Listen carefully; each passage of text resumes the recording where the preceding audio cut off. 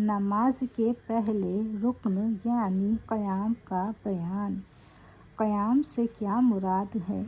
قیام کھڑے ہونے کو کہتے ہیں اور کھڑے ہونے سے ایسا سیدھا کھڑا ہونا مراد ہے کہ گھٹنوں تک ہاتھ نہ پہنچ سکے۔ قیام کس قدر اور کس نماز میں فرض ہے؟ فرض اور واجب نمازوں میں اتنا کھڑا ہونا فرض ہے جس میں بقدر فرض قرأت پڑھی جا سکے۔ اگر کھڑے ہونے کی طاقت نہ ہو تو کیا کرے؟ بیماری یا زخم یا دشمن کے خوف یا ایسے ہی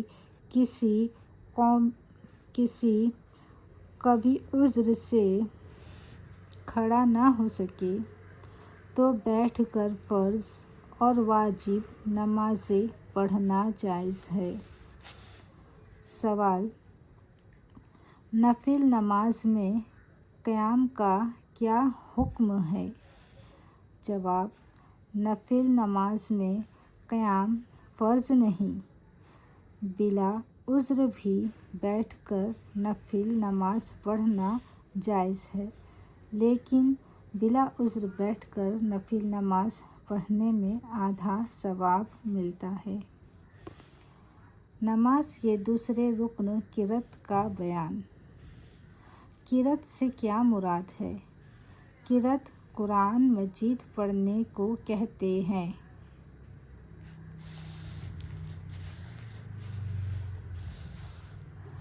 سوال: نماز میں کتنا قرآن مجید پڑھنا ضروری ہے؟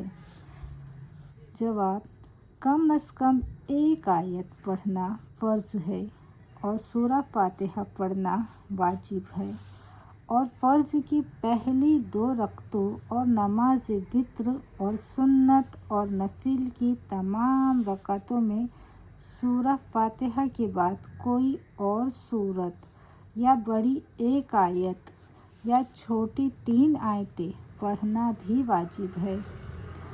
کیا سورہ فاتحہ تمام نمازوں کی ہر رکعت میں پڑھنا واجب ہے؟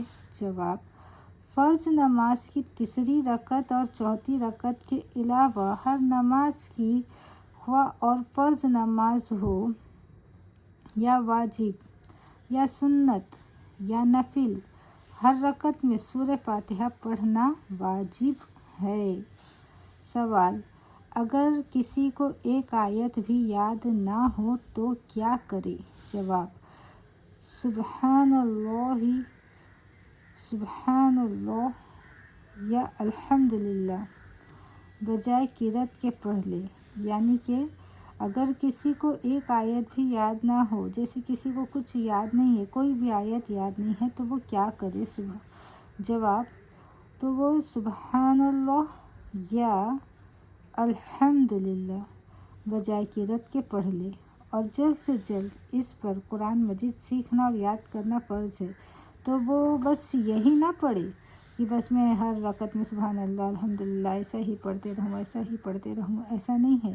جب تک یاد نہیں ہوتی ہے تب تک وہ یہ پڑھ سکتا ہے، لیکن اسے قرآن مجید سیکھنا اور یاد کرنا فرض ہے۔ قرأت فرض کی مقدار یاد کر لینا فرض اور واجب کی مقدار واجب ہے، اور نہ سیکھنے میں سخت گناہ گار ہوگا۔